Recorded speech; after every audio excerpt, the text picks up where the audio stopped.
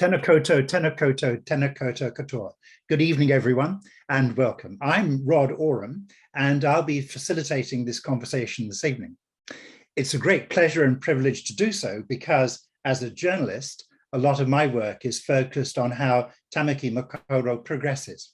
Hence, the title of this evening's Auckland Conversation, Our Growing City, Understanding the Challenges of Change in a Growing City. If I may just briefly offer you one of my favorite quotes about cities, and this is from Lewis Mumford, the American sociologist and philosopher, all the way back in 1938 in his book, The Culture of Cities. The city is a fact of nature, like a cave, a run of mackerel, or an antheap. But it is also a conscious work of art, and it holds within its communal framework many simpler and more personal forms of art. Mind takes form in the city, and in turn, urban form conditions mind. So we're here this evening to talk very much about urban form, and we are going to be joined by two very passionate experts in this, and we for a wide-ranging conversation. And we're also going to give you plenty of opportunity to pose questions and offer comments to us as well. But first of all, a few housekeeping notes, if I may, on the proceedings tonight and some Zoom protocols. The first one is this session is being recorded. All members of the audience will have their cameras and microphone disabled, but you members of the audience can ask questions via the Q&A chat function on Zoom. And so please note, though, that due to time constraints, I'm sure we won't be able to get through all the questions you pose, but we'll do our very best. If you want to direct your questions to someone specific on the panel to respond, please identify them in the question so I know where to steer that question. We're here to have a friendly and thought-provoking discussion, and any comments, questions that are disrespectful or off-topic will be dismissed, and you may be removed from the call. Now, you're also very welcome to tweet during the event using the hashtag AKL Conversations. And we always try to ensure that Auckland Conversation events are inclusive and accessible. So that's why this session is being recorded, and on-demand viewing of the event and a full transcript will be available on the Auckland Conversations website in the next few days. Joining us tonight are the following speakers.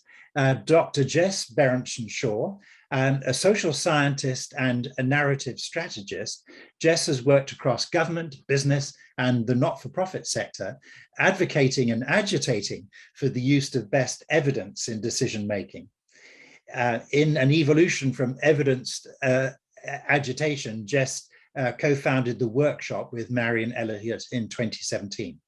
At the workshop, she researches both what evidence suggests are changes that will make the biggest difference to people and the planet, and the shared mindsets and narratives that can hinder or enable people's support of such changes. Next up is Shamobile Ekwab, an experienced economist who makes economics easy. Shamobile is also an author, media commentator, and thought-leading public speaker. He has over a decade of experience as an economist in Wellington, Melbourne, and Auckland, in international banks and consultancies. And Shamobile is a partner at Sense Partners, a boutique economic consultancy, and he's on various boards of charities and commercial firms. And our apologies, our third panelist planned for this evening has been unable to join us this evening. So the conversation will be with Jess and Shamobile and myself. And then at the close, it's a great pleasure for us to have Councillor Richard Hills to offer some closing thoughts.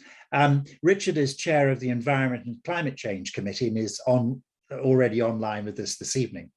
His priorities include people, public transport, climate change, youth, mental health, and the environment. And he's Auckland Council's first Rainbow Councillor and belongs to Ngāpuhi. He will be listening to the discussion and providing some reflections on behalf of the council to close the event. A little bit of scene setting, if I may. As we know, Tamaki Makaurau is growing very fast, and it's also already very diverse. We are the fourth most diverse city in the world in terms of the percentage of people not born in New Zealand even, let alone Auckland. And that ranks us fourth after Toronto, Brussels, and Vancouver.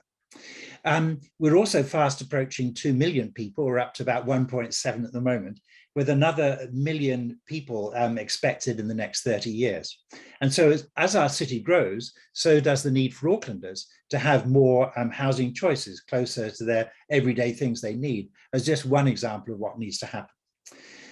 That's why this year, Auckland Council, like other councils around the country, will make changes to its planning rules to support more housing density around the city centre and town centres and along rapid transport corridors.